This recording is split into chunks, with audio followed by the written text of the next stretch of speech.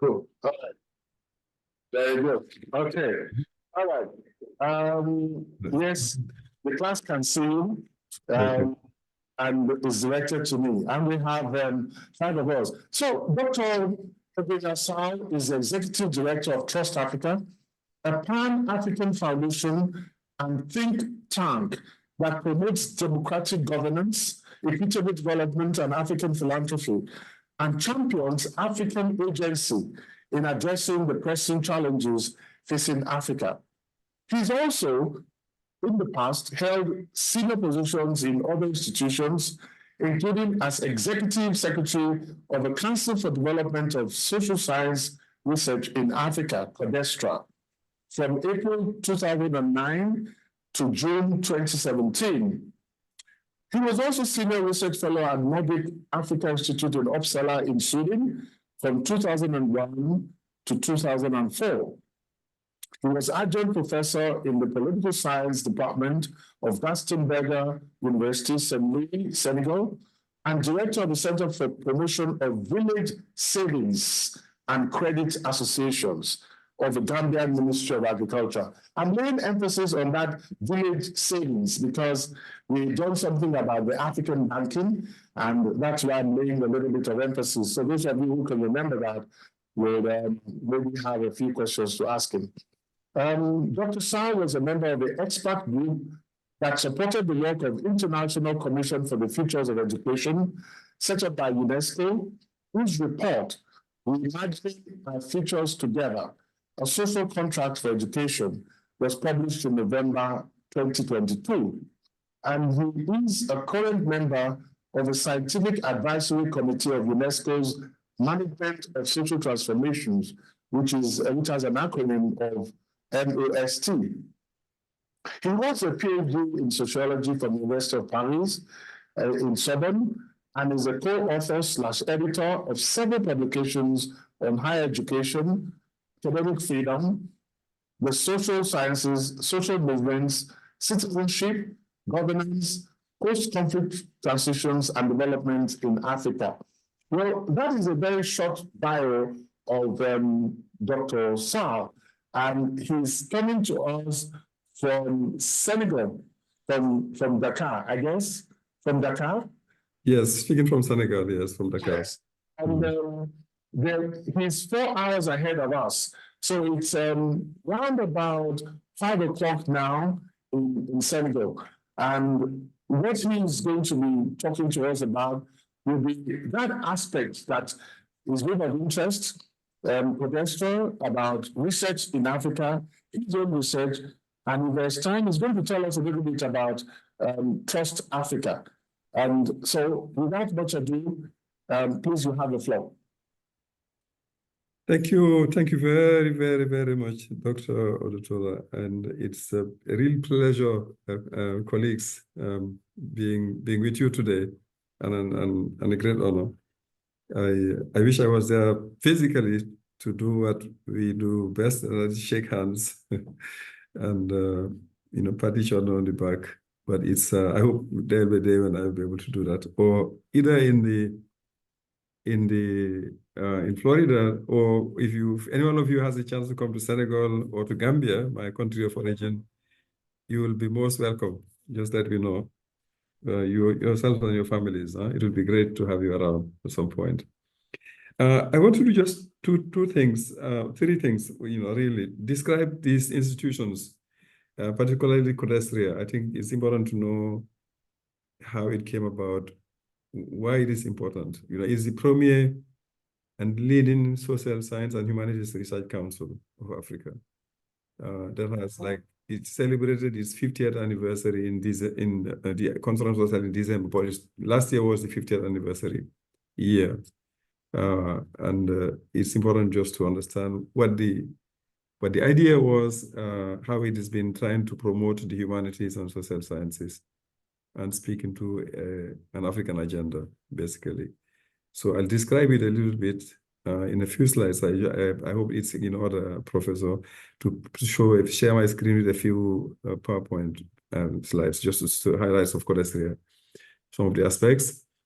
And then I will say a few things about the agenda.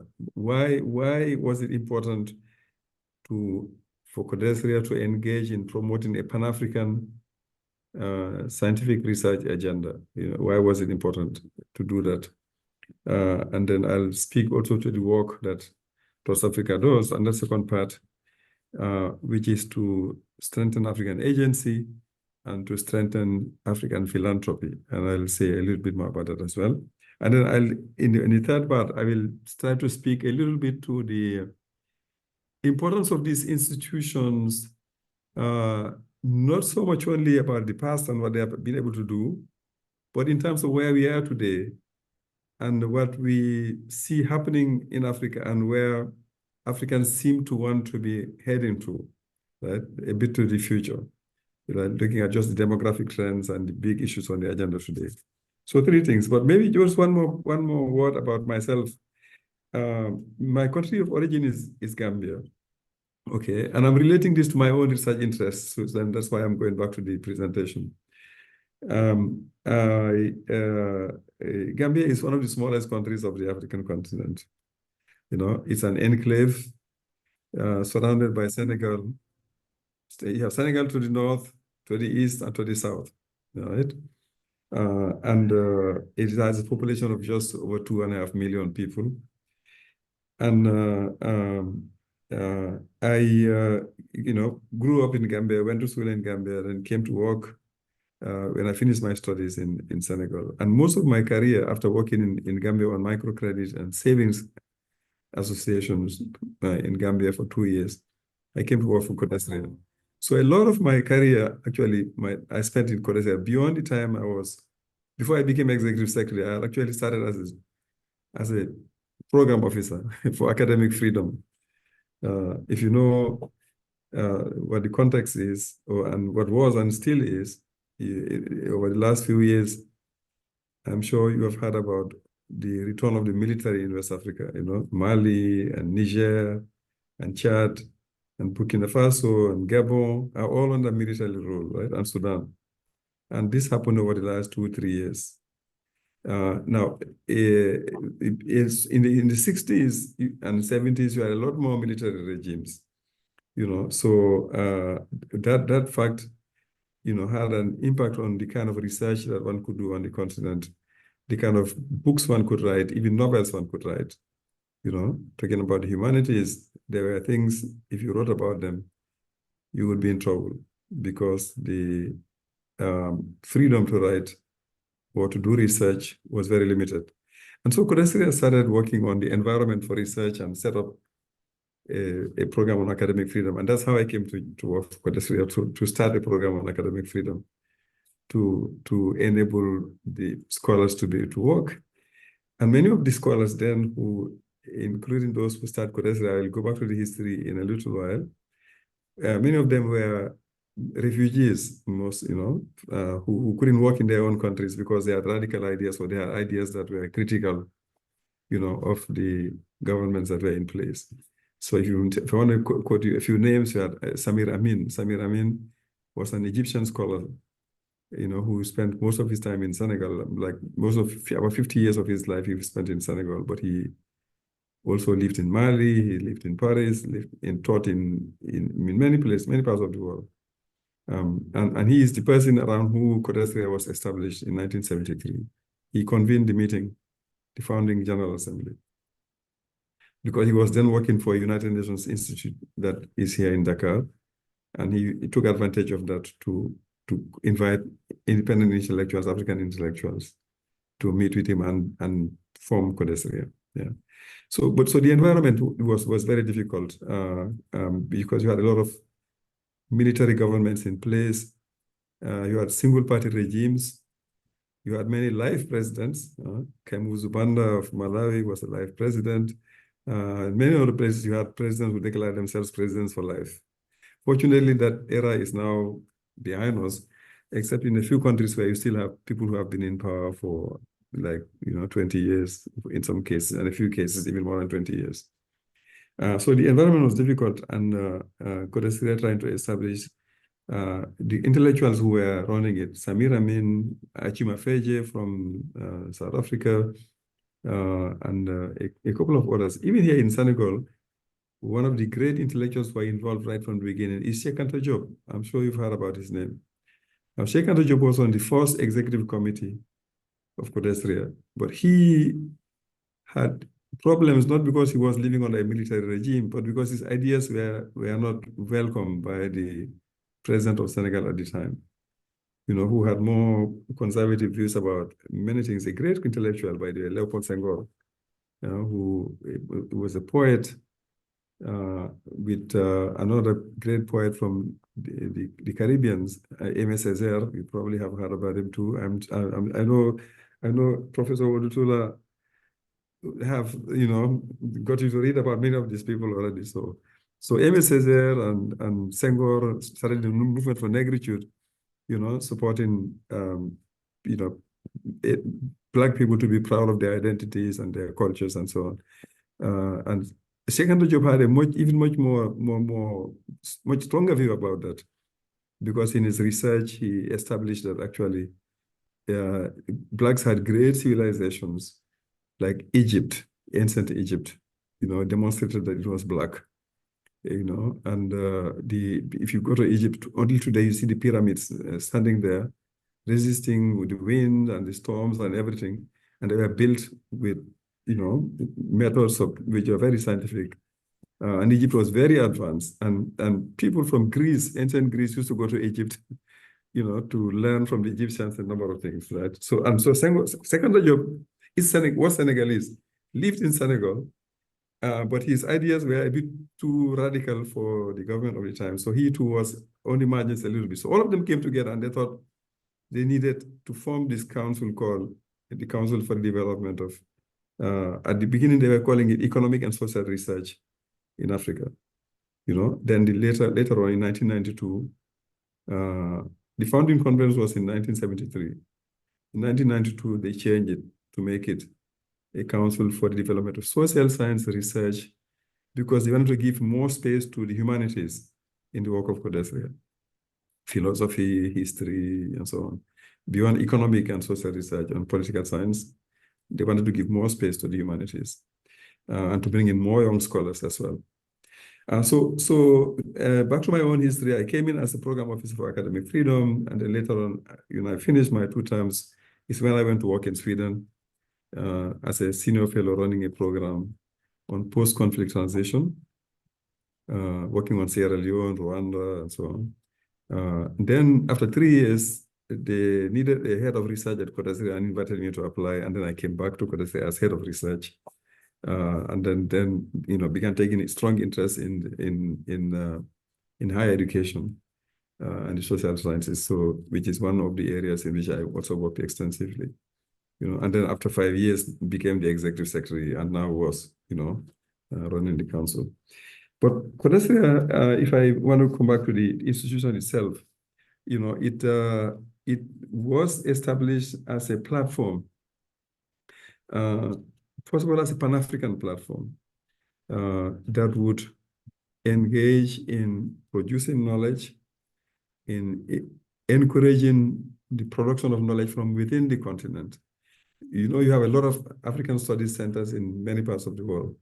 People studying Africa, having grants and a lot big grants from the foundations, like Ford Foundation and others. By the way, Ford Foundation is also the foundation that gave money to those who established Trust Africa, my current organization. So they do good work as well. But the fact was, many of the work on Africa, independent work, research on Africa, was done outside of the continent in these centers. What was going on as research on Africa, within Africa, mainly was supported by embassies wanting to understand certain issues and then bringing people together. I need a study on the environment. I need a study on urbanization. I need a study on rural-urban, movements, or on this or that. And so it was demand-driven research, and that didn't give space for people to think deeply about, what was going on and understand what was going on.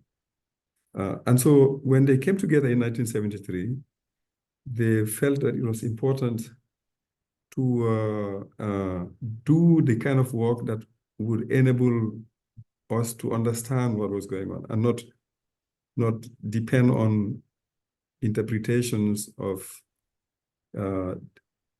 African realities, but also on what is happening in the world around us that is done by others, right? Because they had the resources, they had the centers, they had the institutions. So there were African universities, not as many as they are today. And at the time, there were much less than just a few hundreds of universities, I would say, around the continent. Now we have thousands of them because a lot have been created since then. And so they felt that there was a need for Africans to do what Amilcar Cabral, there's also a name I'm sure you're familiar with. Amilcar Cabral was one of the people who were leading the liberation struggle in Guinea-Bissau and Cape Verde. Both are West African former Portuguese colonies. So the fight for independence of these former Portuguese colonies was led by a movement that was led by somebody who was a great intellectual, an agronomist, but also a big thinker, Amilcar Cabral. So Amilcar Cabral used to say that Africans need to begin to think with our own heads, as he said, in the context of our own realities, which what the colonial scholars would call, in a sense, looking at the world from where we are. So if we are in Africa and we need to make sense of what is happening, understand what is happening, we need to make the effort, we need to understand the sciences, the concepts, and the theories to begin looking at, the realities of our societies, but also looking at the rest of the world from within Africa. This meant that we needed to engage in research, we needed to engage in debates among African intellectuals, we needed to engage in publishing of African works and so on from within the continent. Okay, and so CODESRIA, before it became what it was, there was already an attempt to bring together directors of development research institutes. There were 12 of them who came together from Nigeria, from Kenya, from different places, and they call it a council of directors. So the acronym CODESRIA initially meant a council of directors of economic and resource and social research institutes.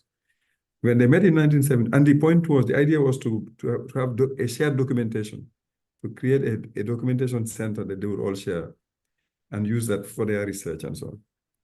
Then when they met in 1973, they thought, actually, they needed to be much more ambitious. And it was important to have documentation shared, but it was important to produce knowledge from within the continent so that the documentation we are sharing is not only documentation coming from outside, but documentation coming from within the continent, produced by African scholars themselves and others who are on the continent. But of course, also others who are interested in the continent working on Africa.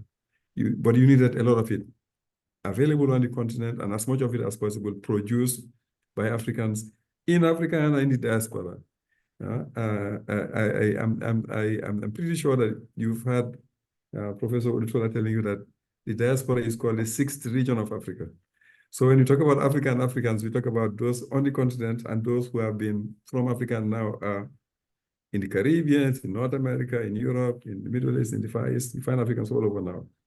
And they all remain connected to the continent somehow, for most of them at least, depending on when they, have left. But anyway, having documentation and knowledge generated from within the continent was an important thing to do, particularly as it made it possible for people to have not only what somebody called Valentin Mudimbe. I'll be mentioning a couple of names. Mudimbe was a scholar from Congo, Valentin Mudimbe, who taught for many years at Duke University in North Carolina. Mudimbe wrote one of the really greatest books if you want to understand African perceptions about Africa and how the construction of Africa has happened. You read something he called The Invention of Africa. The Invention of Africa, I think it was published in 1988, and later on he wrote another book titled The Idea of Africa, The Idea of Africa, 1994.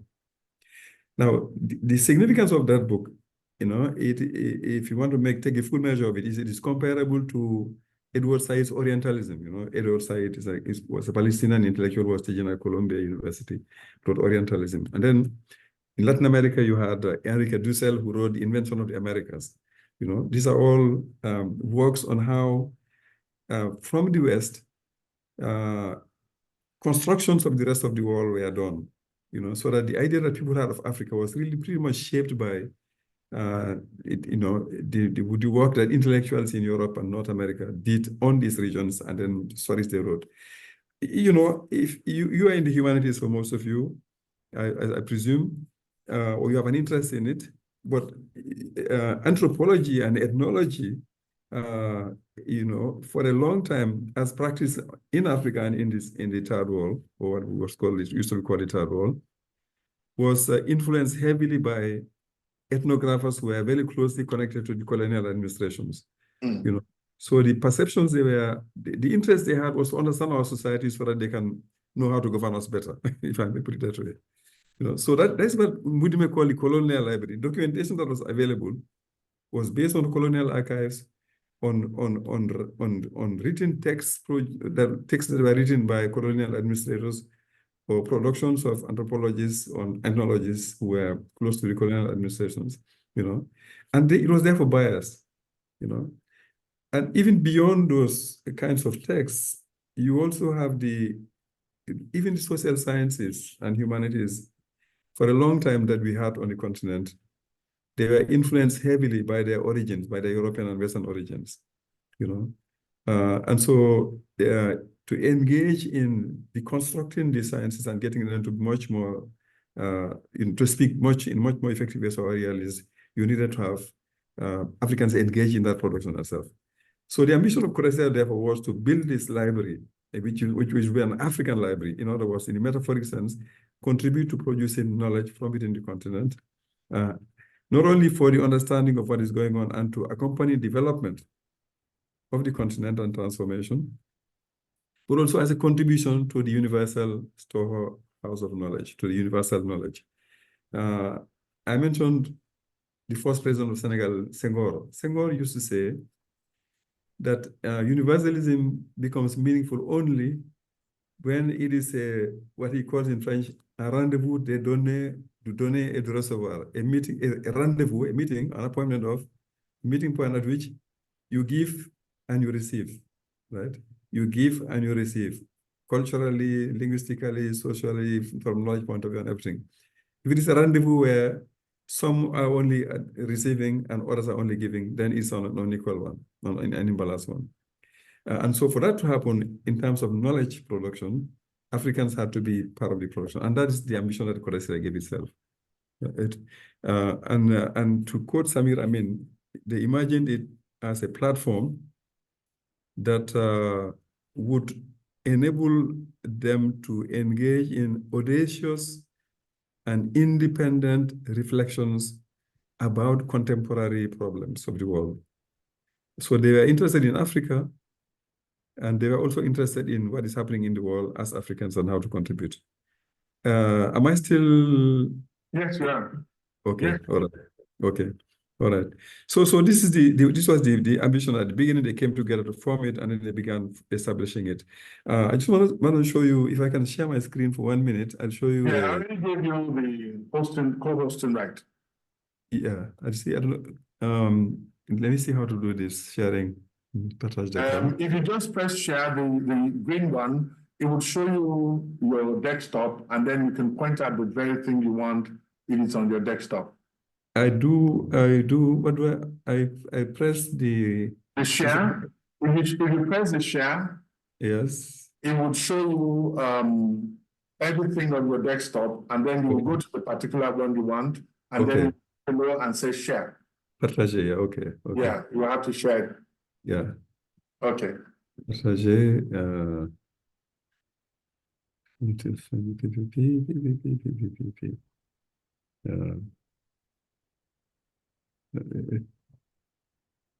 Okay. Nice look. There'll be a lot on your desktop, but you would have to pick one. Yeah, I have to get it on my desktop. I think this is the file. Okay, it's coming up. I'm seeing it. Okay. It's coming up. You get it? Yes. Publications. Yeah. I'm Yeah. going to I'm going to the beginning. Yeah, the beginning is this on the first slide. Okay, yes. So I'm going to just pull it so that we can see it in class. Okay, good. Okay. So this is CODESRIA, the council description of what it is. It was established in 1973.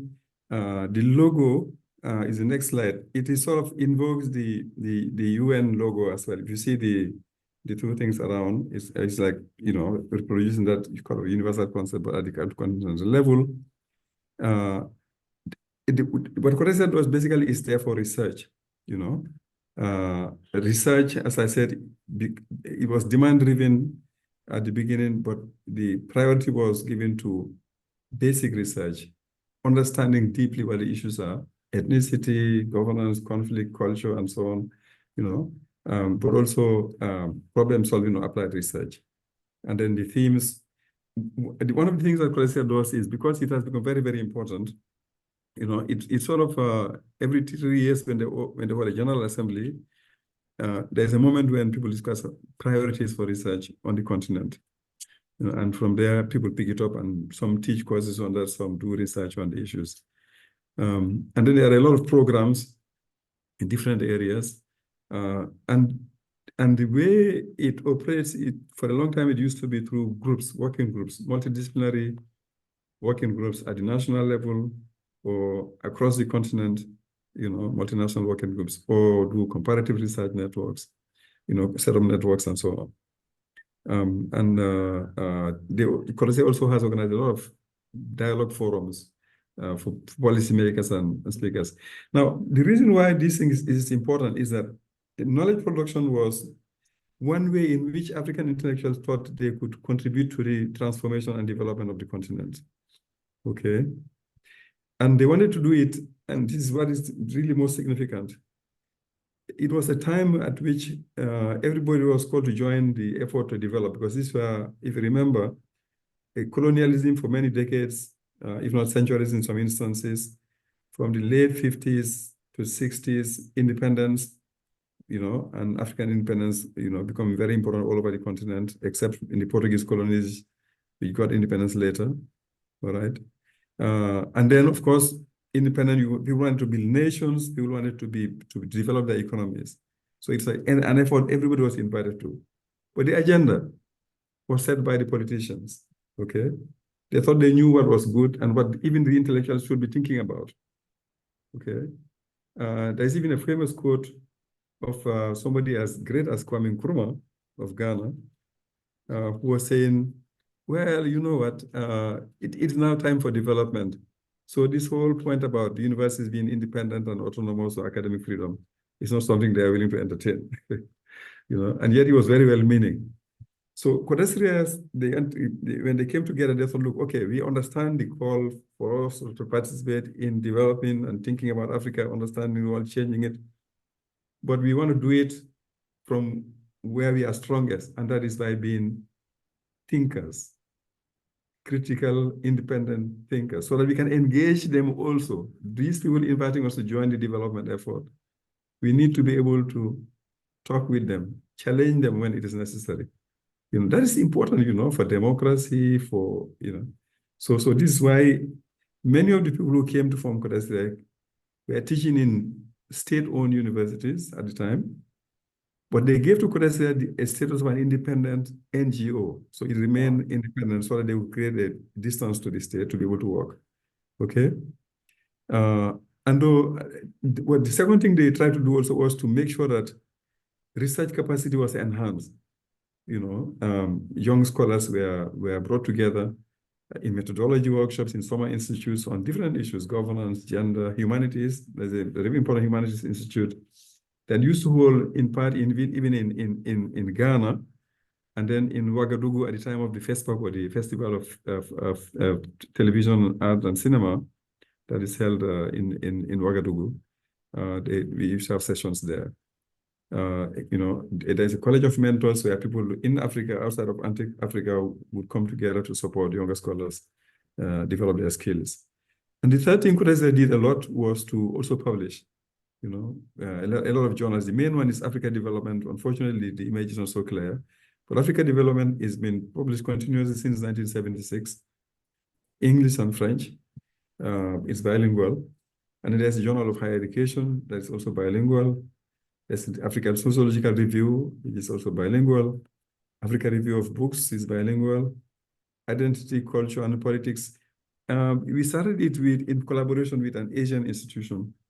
And then we continue doing it alone when the Asians were not able to continue with us after a while. But at some point in time, CODESRIA was launching up to about 10 national working groups every year and 10 comparative research networks every year, multinational working groups, and publishing up to 14 journals, scholarly journals. So people were publishing. Now the number is smaller because there was a need after an evaluation to strengthen the good ones, because some of them were not very regularly coming out. But there was a Journal of Anthropology owned by the Anthropology Association of Africa that CODESRIA was co-publishing, a Journal of History, and other journals as well. So the way it is structured for you to understand really is that it's a membership organization. You can be a member as an individual, as a student, If you are an African, you can be a full member, whether you're on the continent or outside, it doesn't matter. If you are somebody who is interested in Africa, but you are not an African, you become an associate member. Yeah. If you are an African Research Center or an African Faculty of Social Sciences, you can be a full member as an institution.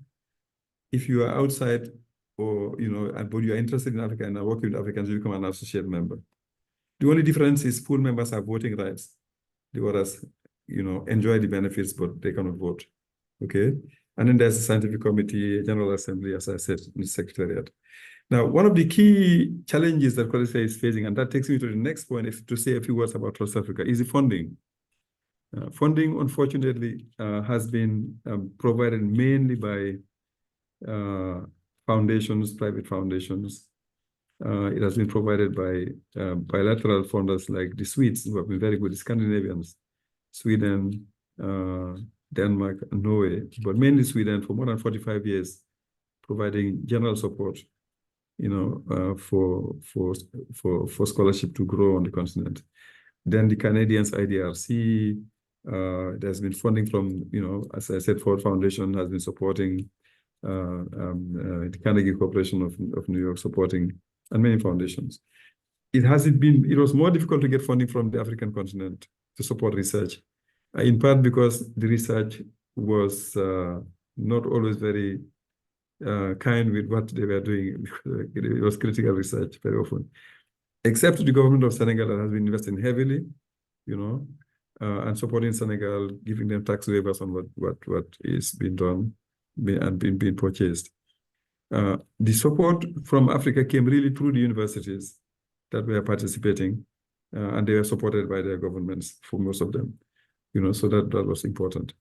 Now, one thing I want to say before I move on to Trust Africa, it was about generating knowledge, producing knowledge, but it was also important to build a community of scholars, okay? A community of scholars. Now, on both counts, it was felt important for Africans to work together, okay? If you want to produce knowledge, you want to do research, or you want to publish a good journal, I told you at the beginning that I'm from a country called Gambia that has 2.5 million inhabitants. For a long time, only one university. Now there are a few more. To sustain a good scholarly journal in an environment like that one is not easy, So it was better for people to come together as a community so that you can have strong journals published by the community. And publishing, by the way, is a whole issue also, because it was one of the challenges that African scholars were facing. Where do you get published? Because sometimes what was felt important to debate on the African continent was thought to be not so important by people owning the big journals outside. And in some sense, there is a correlation between being a developed country and being the places where the big journals are concentrated, the most highly rated journals. The second reason was, after independence, Africa was divided into 54 countries, and then later on 55 countries when South Sudan broke away from the rest of Sudan. Now, if everybody wants to do their thing in their own country only, and prioritize that, you can have only a partial view on or understanding of the issues, because many of the issues transcend the borders. Okay. So the objective was to build a community that is transdisciplinary, that transcends all the barriers to knowledge production. Boundaries, geographical boundaries, regional boundaries, disciplinary boundaries, language boundaries, because Africa was colonized by the French and the English and the Portuguese and the Spanish, and part of Africa is speaking using Arabic as their language in all of North Africa. So you had a lot of barriers, and the ambition was to make sure that the barriers don't become epistemological obstacles. They don't prevent us from having a comprehensive understanding of the realities we are living in and of the world in which we are living. So for that reason also, it was important to come together. And therefore, being Pan-African, because we say we are a Pan-African community of scholars, being Pan-African was almost like an existential issue. It was almost like a necessity.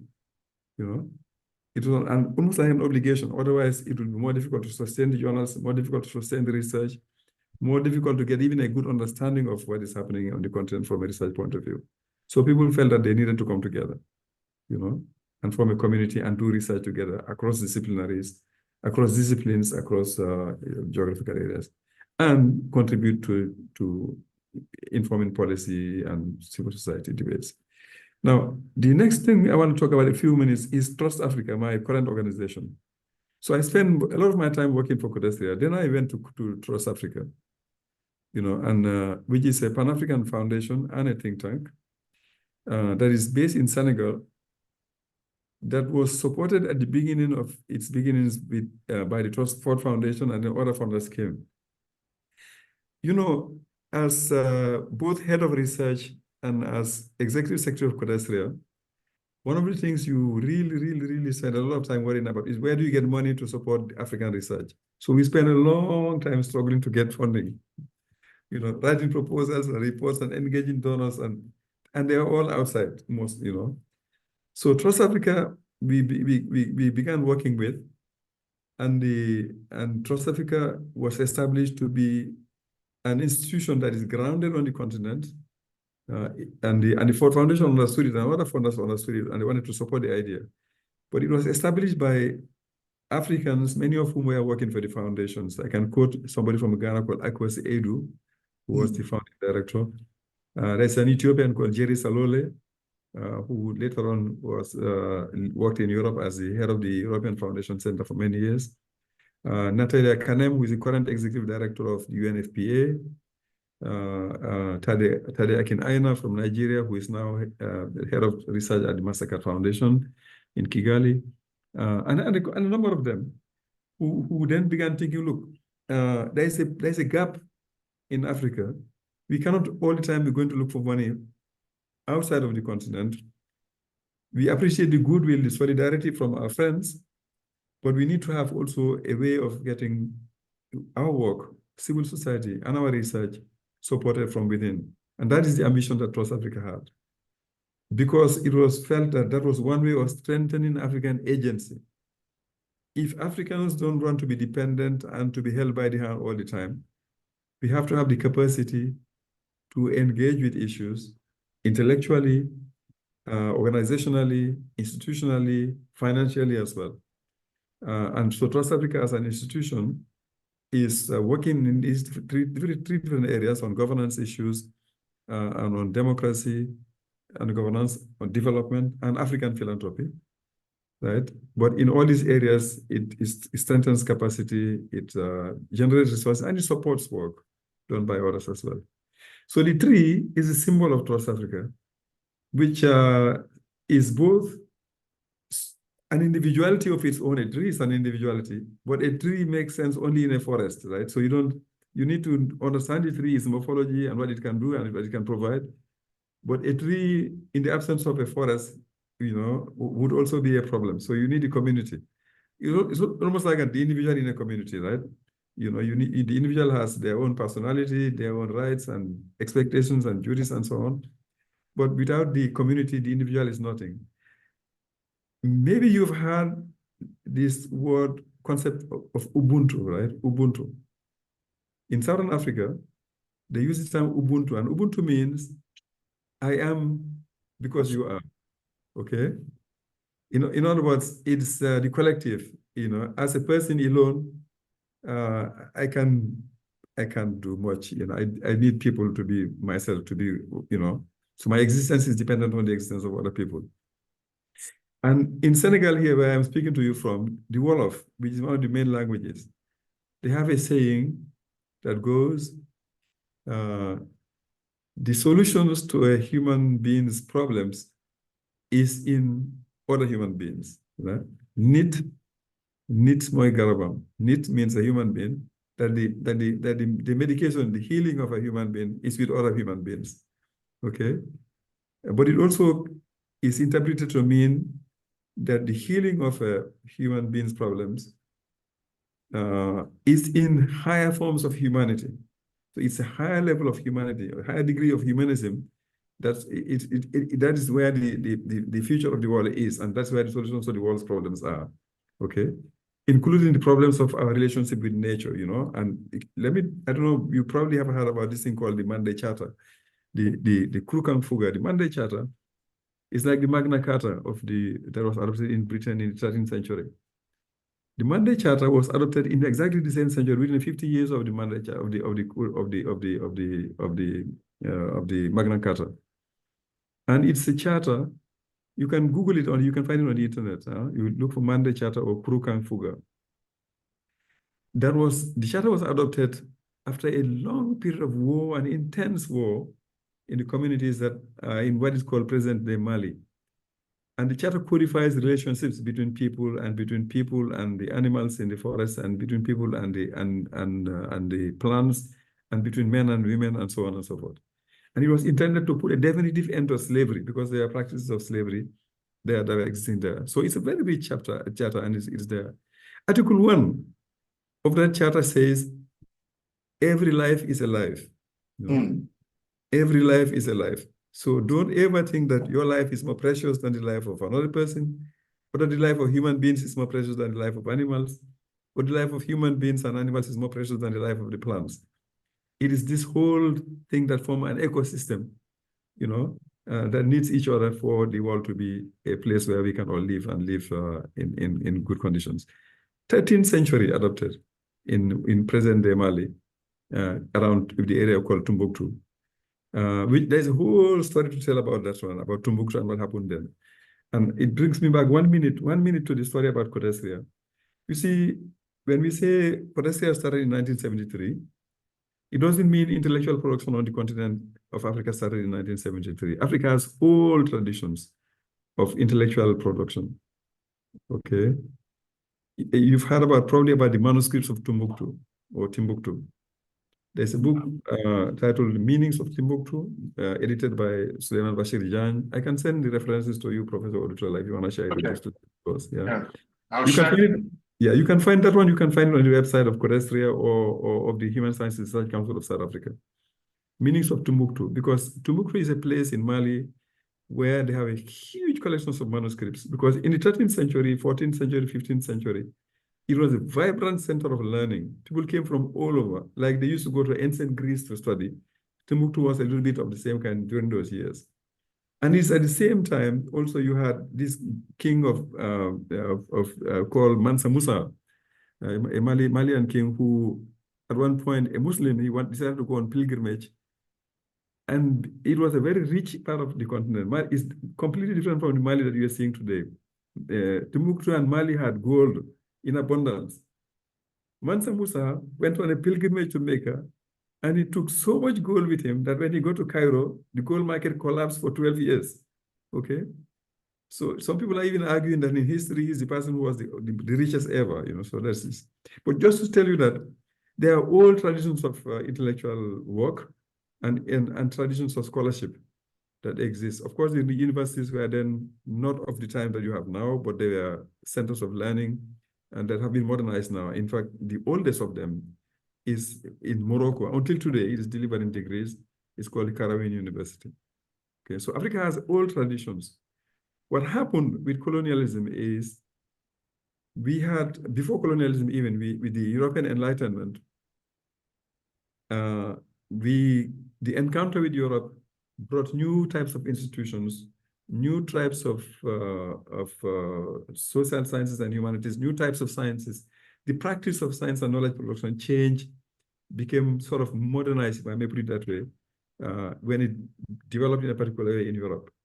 But as you know, before Europe, as I said, ancient Greece, before ancient Greece, even it was Egypt and China, they are all centers of learning. But what happened with European modernity, right, and Western modernity, is that it sort of developed and then it eclipsed all the other forms of knowledge production and centers and institutions.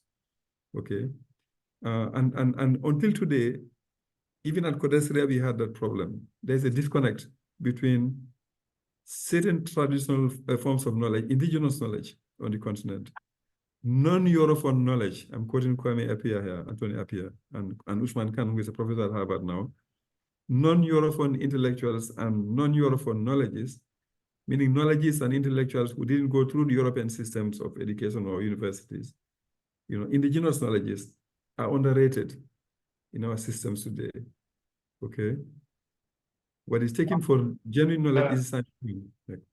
The class ends just 1 minute, and it's 1:39 now. Yeah. And I will just want to, is there anybody with a question, a burning question you want to ask about any of this stuff? If you write to me, I can also send to Dr. Sall, and we can continue via text. But I know that time is running and most of you have to go to other classes. Yeah. Could you just in 1 minute round up and then you take us to exactly. I'm sorry I've taken too long. No problem. I get passionate when I speak about these issues. Yeah, but you see, here's the story. So both Trust Africa and CODESRIA are Pan-African institutions that are seeking to contribute to the advancement of Africa, if I may put it that way. Knowledge, science, financing, and so on, to make Africa a better place to live in, but also to enable Africans to contribute better to finding answers to the challenges that the world is faced with. That is a condition for, I think, the future. If I may say one word about the future, is this is a continent that is young, as I'm sure you all know. The majority of the people are below 25 years old. And in the next 20 or 30 years, Africans will be, about a quarter of humanity in total, Africans and people of African descent.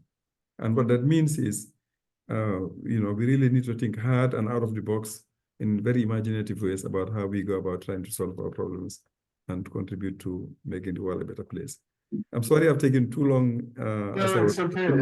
But if anybody has any question, feel free. I'll give you, Professor Tula has my email address, my WhatsApp number even. And as I said, you are welcome if you come to Senegal at any point, or to Gambia, or to anywhere in Africa, or to exchange anyhow we want to.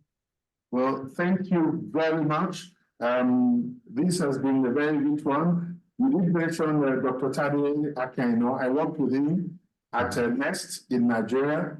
And Shamin Amin that you have talked about, one of the things that we talked about him was that he had asked that Africa should unplug, from the capitalist madness.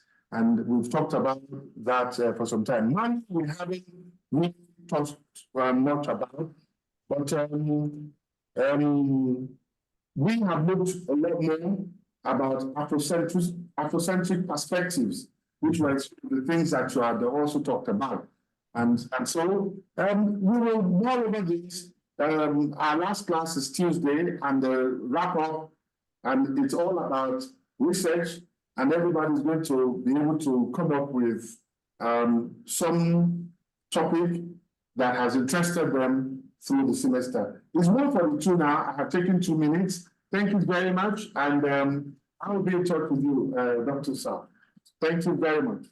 Thank you very much, and greetings to everyone, to Isabella, to the whole group, for your kindness, for your attention, and I hope we'll have another chance to engage again. So anytime, we Thank are you very much. right. All the best. Okay. And if anybody needs anything, even by email, you want a question, anything you want from this end or any reference, please feel free. I will definitely pass on anything anybody has. Yeah. Thank you. Right. All the best. Bye-bye. Bye. Okay. Okay.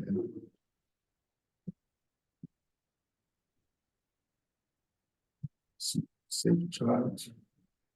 Should fold on. Okay. All right. Okay. All right. Good. Good, good. And then I'm going to just stop recording.